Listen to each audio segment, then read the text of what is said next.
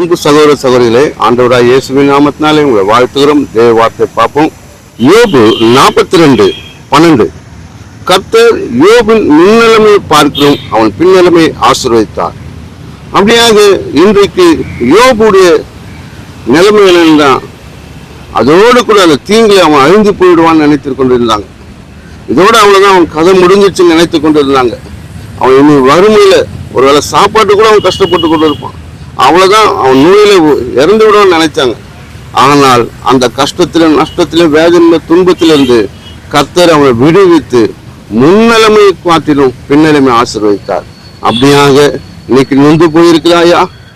இன்னைக்கு அநேக காலத்தில் நொந்து போயிருக்கிறாயா? அநேக காரியம் வேதனையா இருக்கிறாயா? உன் வேதனையிலிருந்து விடுதலை இல்லைன்னு நினைத்து கொண்டிருக்கிறாயா? இந்த காரியத்திலிருந்து உனக்கு விடுதலை இல்லைன்னு நினைக்கிறாயா?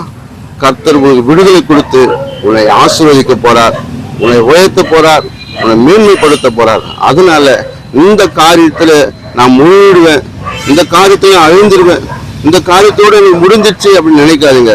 கர்த்தர் உயர்த்த உன்னை காத்து கொண்டு இருக்கிறார். அவரை நம்பு, கர்த்தர் உயர்த்துவாராக. ஆமென்.